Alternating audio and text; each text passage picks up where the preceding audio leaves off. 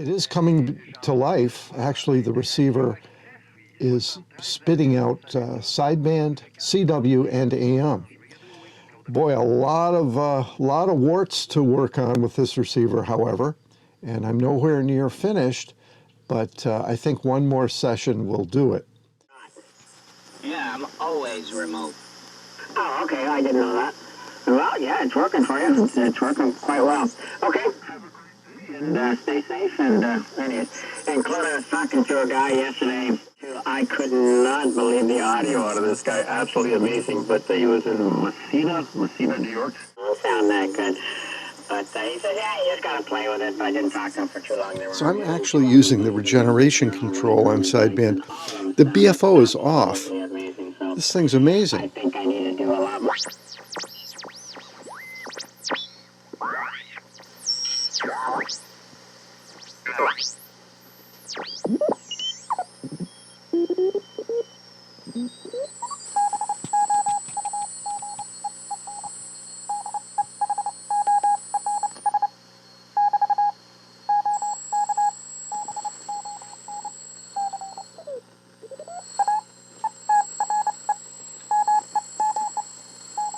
Now this is purely with the regeneration control. The BFO is actually off.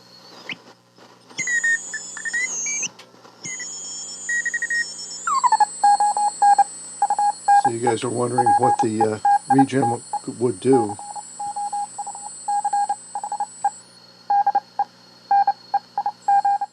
Done. Even though I'm hearing you, it's just, well, you know, just for the hell of it.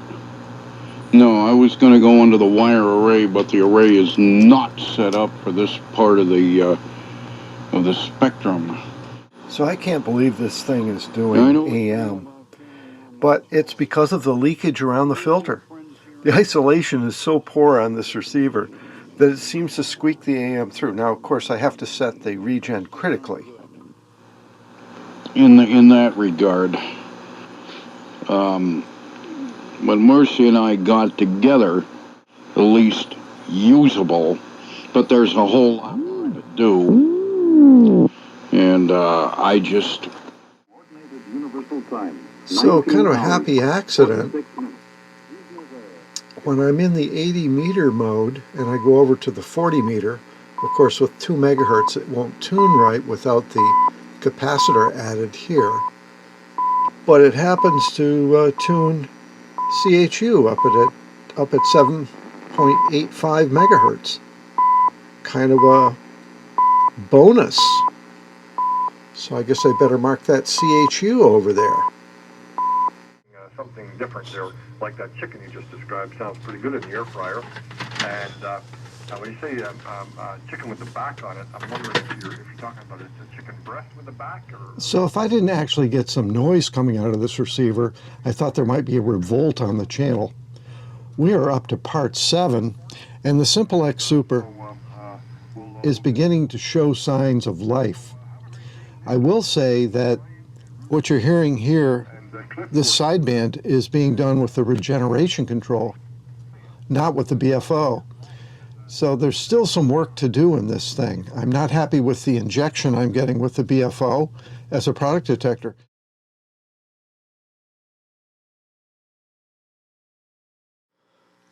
So let me turn on the BFO.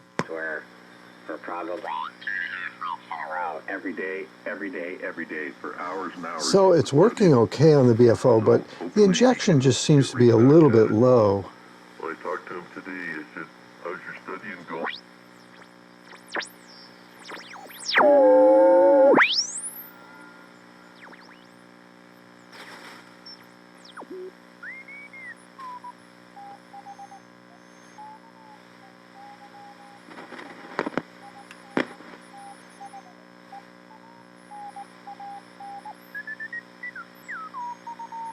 So it works okay with the product detector, but it's a little bit low.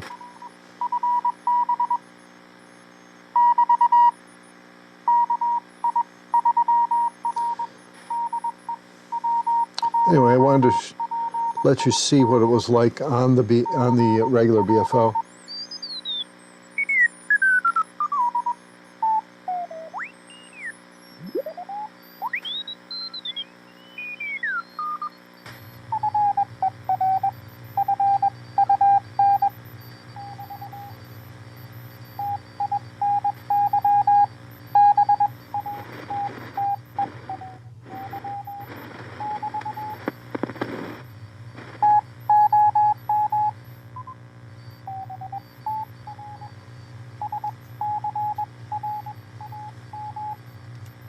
So here we are in part 7.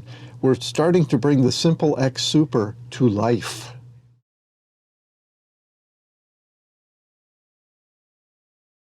So we're marching boldly into the crystal filter section of the SimpleX Super receiver. So that means we're looking in this area now.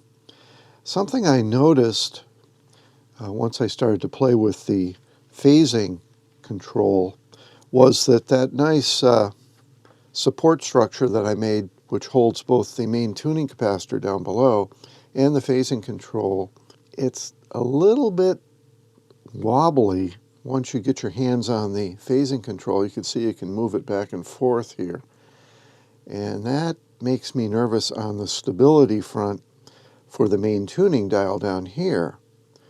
So I think we need to put a better system of supporting that shaft on the front of the chassis up here. So that calls for it's basically just a tight 1/4 inch coupler that you can put in the front panel that will support this shaft a lot better. And I stole this one out of a switch. You can also take them out of a defunct volume control. I'm going to be drilling and installing that to try to stabilize this shaft to improve the stability, the overall stability of the receiver. So I'll be adding the parts necessary to hook up the mixer coil, the crystal filter, and we'll also be working with the filter itself. One goal of this particular build is to have it look as natural as possible to the period, and that meant taking those small crystals that we picked up from Mauser or DigiKey or online somehow, and putting them inside an ordinary crystal holder. This particular crystal holder is nice because there's no metal. It's all plastic. So I'm just going to take this apart and see what I have to do to it to be able to mount 1 or 2 of these crystals inside. Remember, we learned that when you use 2 crystals in parallel, that the filter gets a little bit wider and the loss goes down a little bit. So that's worth experimenting with since we are in the crystal filter section. I'm going to try to do more critical testing with the crystal filter. Now that we have the whole back end of the receiver built, we have the power supply, we have the detector, the BFO, and the audio section all functioning.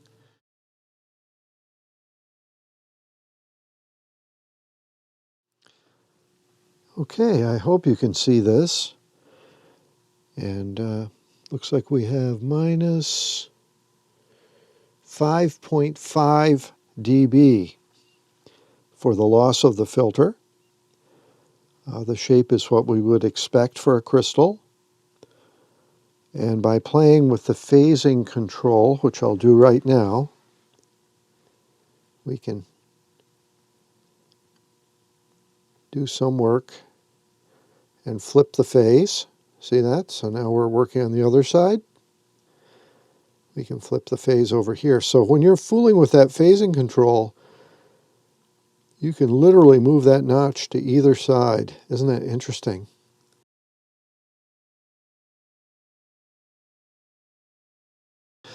So I actually did circle back after connecting the mixer tube up as just a straight through kind of buffer amplifier. And according to my ear, we did pick up almost 10 dB of gain with the input stage as a straight through amplifier at 2 megahertz. Of course, we're at minus 10. Here's 30, another 30, and 20. So yeah, that gets us up to minus 90 dBm as a sensitivity, or minimum discernible signal at 2 megahertz. So I'm not that hopeful. I'm not that enthused that we're going to get much more sensitivity when we turn that stage into a proper mixer and we start to tune 80 meters and 40 meters. But anyway, I did want to circle back and see if just operating that input tube as a straight through buffer amplifier gave us any more sensitivity.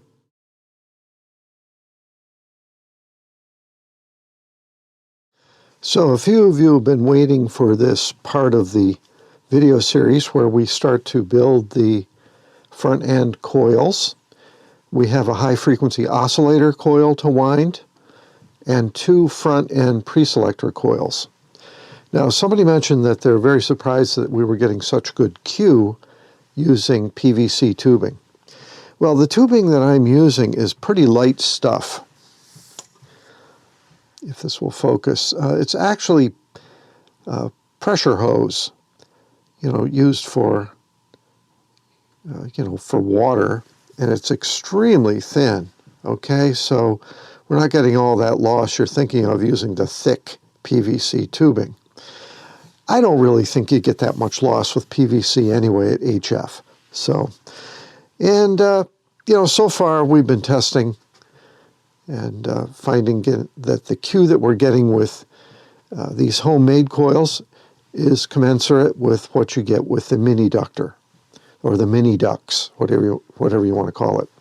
So one of the coils we need to make is the HF oscillator. It's 17 turns, and then there's a feedback winding. These caps that are on the end of the PVC are rounded and don't really lend themselves to flush mounting. What you want to do with those, heat them up with your heat gun, and then just press them down on a sheet of aluminum, and you'll see that you can form the PVC into a nice flat surface. I don't think we need all this depth. You might want to saw that in half. We're just going to glue that coil, put a hole in the middle. Here we go. Go ahead. Whee! 4. Little Joe. We're going to put a hole in the middle of it, and it's going to mount up in here something like this. Okay, that's where the HF oscillator is going to go. This side of the band switch, and close to the tuning capacitor. The front end coils will go over in this section. So let's get that HF oscillator going first. I like to work on the oscillators first. Okay, the high frequency oscillator Armstrong coil. We've got the feedback and the secondary. Is it perfect? No. Will it work? I hope so. Okay, this guy's going to go over in here, someplace down in here, like that. We'll get some detail on that once I get it mounted and get a few wires connected. Will it oscillate? Will it be stable? Is it as good as mini ductor? We shall see. So the high frequency oscillator in the SimpleX Super needs to be trimmed. I wanted to mount the coil for the HFO. But of course, you have to remember there has to be a trimmer capacitor mounted on panel, and I've mounted the trimmer here. You want to keep the tuning components close to where the tube is, within reason. And the type of capacitor I'm using is a 35 picofarad trimmer like this. Now they call for a typical trimmer on the input, the antenna tuning input, something like this. I might just mount another one of these high quality trimmers somewhere over in here. For the same reason, you need to trim the front end to get the 2 coils to track properly with the double tuning on the input. Okay, here are my 3 coils. On the top we have the high frequency oscillator coil. This is the one that's going to be horizontal and attached to the front panel. In the middle, I have the coil that's going to work with the actual mixer itself. You'll notice it has a couple extra turns on it compared to the input transformer on the front, where you see the input coupling link and the 43 turns. So if you're going to bias it at all, you want to use a few extra turns on the detector that you can remove to try to line up the front end. If that does not work, then I think it's very tempting to put another variable capacitor in there just for the detector side, and then make the capacitor that they usually use to tune the input a formal trimmer with a knob on the outside of the receiver. So you would turn that capacitor to tune the input into a controlled device on the front panel, and we'll call it the trimmer. But you need to have enough degrees of freedom or a lot of patience to try to get those two coils to track perfectly. And good enough is good enough with this receiver, but having a double hump front end tuning would kind of be discouraging. We'll see how this tracks. We're trying to get good tracking on the front end bandpass filter. The old military radio net's in the background. So let's look at the HF oscillator section.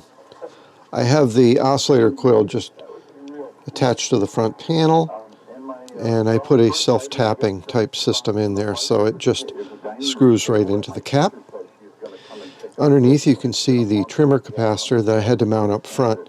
Now I used a 35 picofarad trimmer instead of a 100 picofarad trimmer, so I will have to increase the value of the fixed capacitor to make up the difference. We'll see how that works out. I couldn't quite fit the larger capacitor in there under the coil, so this is just a practical trade-off I made. We'll see how the HF oscillator runs. So the wires have not been routed down yet. I'll probably spin the coil so that the coil leads are as short as possible. The next step is going to be actually wiring the HF oscillator. I have the coil all hooked up. Here's the connection to B+. And over here, this goes to the plate of the tube. That's your feedback coil. And then a ground wire. And finally, the top of the capacitor at the other side. So that's a good... Hopefully that focuses and you can see some of the connections. Temporarily, I'm using a 180 picofarad capacitor. Should put me somewhere in the 5 megahertz region. We'll see. Okay, so we are looking at the top of the SimpleX Super, and I've just installed a tube in the mixer section. So the next step is to apply power and see if the oscillator comes online. Okay, this might be a little hard to take in all at once, but I have mounted the high-frequency oscillator coil. Over here are the biasing resistors. We have the 150K to ground, the 100K that forms the voltage divider. Then we have the 47K, which feeds the high-frequency oscillator. These are all coming off the 250-volt bus right here. You also might notice I have a blue capacitor to ground. That's not on the schematic. That's a 0.1 450-volt capacitor that I've just added at this point for bypassing. You know, you're running this red lead all the way over here and just feeding the circuit. That really does need a bypass capacitor right there. I've just got a 100K tied to the grid of the pentode section, which is our mixer, just to make sure that that section is okay. I could not mount a 100 picofarad in that spot. I didn't have enough room, so I put a 35 in. So I have a capacitor here that makes up the difference. That should be around 160 picofarads. I found a 180 and I stuck it in there, so we know the frequency will probably be low. Initially, let's just stick this probe around the top of the coil where it might pick up through the air, and we're going to look for a sine wave on the scope, and then we'll check the voltages to see exactly what we're reading. So let's go over to the scope. Just zoom in here so we can see what we're doing. I'll kill this light. Let's turn the set on and see if the oscillator comes up. Again, no connection. This is just through the air. Hopefully there's enough RF to be... Ah, there it goes. Okay, so that's the RF picked up through the air. Is that enough to actually run the counter, I wonder? Let's go over to the counter.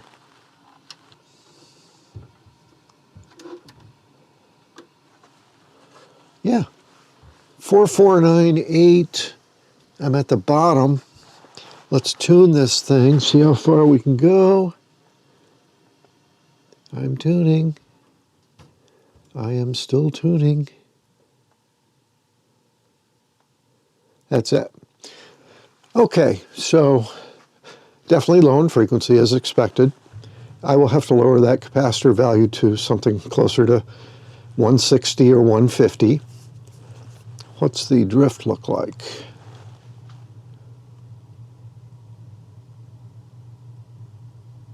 Looks like it's going down. That's actually good. It's easier to compensate a free-running oscillator that's headed down because you can use negative coefficient capacitors. Okay, let's keep that in our back pocket. We may need to split up that 160 picofarads and make some portion of it NP0 and some portion of it like N750 or something like that in order to completely stabilize. But hey, this is a good start. Looks like the oscillator is working.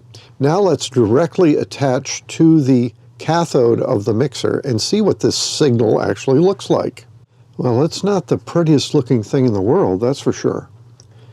Now remember, this is the plate of the tube, plate of the oscillator tube. It's not that grid connection or tuned circuit connection where the beautiful sine wave lives. This is in the tickler coil section, right on the plate of the tube, and it's kind of sine wavy, but it also has some distortion associated with it. It's a good, strong signal, though. I'm getting volts of injection here. 1.5 volts peak to peak. That's the injection level at the cathode of the tube. Okay, let's go for voltage now. Okay, let's see what the voltage is on the 250. It's 269. I'm going to turn the BFO on. 268. Okay, good regulation there. Let's look at the oscillator's plate voltage. 82 volts. We've got 82 volts on the high frequency oscillator. I think that's a good level. That's a good voltage for the tube. 153.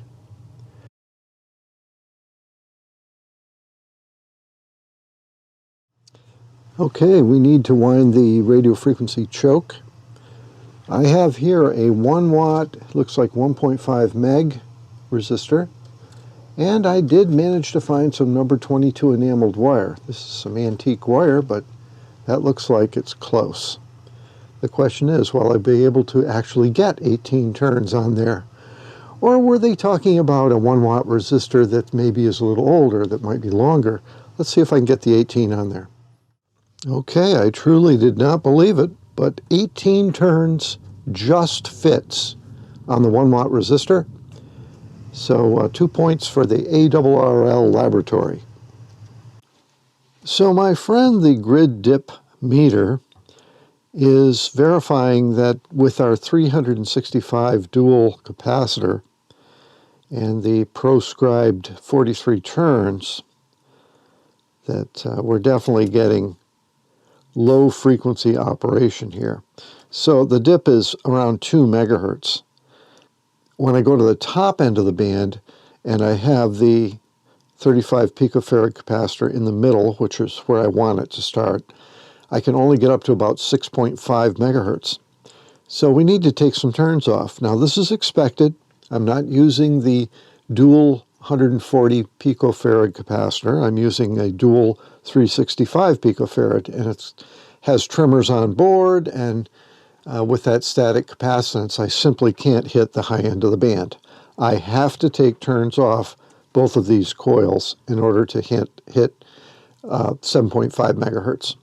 So I'm going to start by taking off 3 turns on this coil and see if I can get, at least up to 8 megahertz at the top.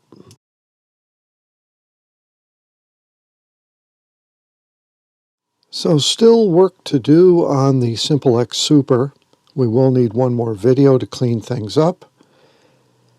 Now you can see the 3 trimmers that I've added here. The input trimmer C2, the mixer trimmer, which is new, and the HFO trimmer, which started out as a 100 picofarad and turned out to be a 35 picofarad. So having 3 of these readily accessible from the top of the panel made tune-up very easy on the front end. And the tracking on the front end bandpass filter is excellent. These particular trimmers, the rotor is cold. So make sure that you put the rotor part, that's the part the screwdriver goes into, to ground, or to the most negative part. If not, as soon as you put a metal screwdriver in there to tune it, it will mistune it. If that rotor's at ground already, you can use an ordinary metal screwdriver. It's a lot safer too. So keep that in mind when you're working with those screwdriver adjusted trimmers. Okay, let's take a last look at the bottom of the receiver. And we can see we have the 3 coils. We have the HF oscillator. We have the input coil, which is up here. And then we have the mixer coil over here. This could have been done better. The layout is a little bit loosey-goosey, and several people are doing a lot better job wiring than I did. But the receiver's basically functioning. In the next video, we're going to clean it up, try to take care of anything that I don't think is working right, and I'll reveal the final schematic and parts list and make sure everybody's on the same page with the SimpleX Super.